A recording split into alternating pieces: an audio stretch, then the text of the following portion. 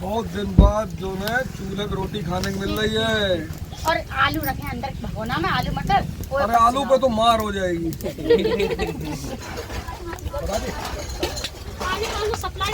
पानी भी हाँ है, वो सप्लाई कर। आप ही की पार्टी जो आम आदमी पार्टी है, उसके अवध ओझा भी प्रचार कर रहे हैं विधानसभा में।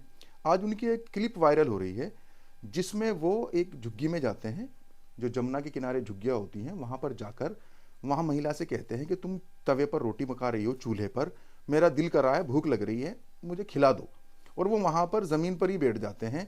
ये कहते हैं कि चूल्हे की रोटी का बड़ा ही आनंद आता है अपने आप में, काफ़ी दिन बाद हमने ये रोटी खाई है। ये भी कोई किसी तरीके का स्टंट है, पब्लिसिटी, या वो इसी ख्याल के शख्स हैं अवध ओझा? नहीं, ये पब्लिसिटी स्टंट कुछ नहीं है। वो बहुत ही शानदार ज़िंदगी जीने वाले सादगी भरे इंसान हैं। और मैं चाहता हूं कि हमारी जो सरकारें हैं उन सब में ऐसे लोगों की ज़रूरत है। ऐसे लोगों को आना चाहिए और उनको लाना भी चाहिए। हमारे जो ओझा साहब हैं वो बच्चों से प्रेम करते हैं, बुजुर्गों से प्रेम करते हैं, देश की जनता से प्रेम करते हैं। यहाँ तक कि जो उनके दुश्मन हैं, जो अपने आप को दुश्मन कहलाते हैं, जैसे बीजेपी ही ले लीजिए, वो उन सबको भी एक ही समान पहचानते हैं और जानते हैं, क्योंकि उनके अंदर कोई चीटिंग नहीं है। वो एक शांत स्वभाव के आदमी है और सबको एक नज़र से देखना पसंद करते हैं। तो इसमें उनकी सच्चाई रही है। उनको भूख लगी थी, उन्होंने जैन में बात थी, अपनी बात को बोल करके वो खाना बना के खा लिया। तो इसमें कोई भी राजनीति नहीं है और इस तरह की घटिया राजनीति वो करते भी नहीं है।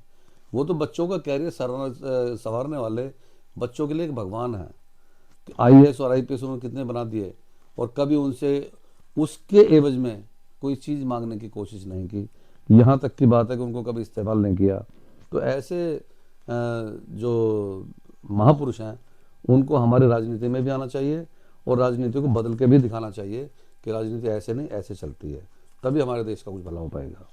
कल राहुल गांधी आपकी विधानसभा में आए, आज आपकी विधानसभा के प्रत्याशी मोदी जी के पास गए और फिर ये पैर छूने का मामला हो गया। आपको नहीं लगता कि कुछ और ज़्यादा मेहनत की ज़रूरत पड़ गई आपको, अवध ओझा को? देखिए, मेहनत तो हम लोग कर ही रहे हैं और मेहनत चलती रहेगी, लेकिन ये लोग कितने भी ड्रामे कर लें, इनका कोई ड्रामा सक्सेस होने वाला नहीं है। यहाँ से इस सीट से खास तौर पे आम आदमी पार्टी जीत रही है और दिल्ली में भी सरकार आम आदमी पार्टी की ही बनेगी। दावेदारी पूरी तरीके से अपनी घोषित कर दी है भाजपा ने? कुछ नहीं, इससे कुछ नहीं होने वाला। सरकार आम आदमी पार्टी की बनेगी। आप देखना, कुछ ही टाइम बचा है, सब दूध का दूध और पानी का पानी हो जाएगा। क्योंकि जनता इन लोगों से बहुत ज़्यादा परेशान हो चुकी है। इनके लोग गंदी गंदी बातें करते हैं, गालियाँ बकते हैं।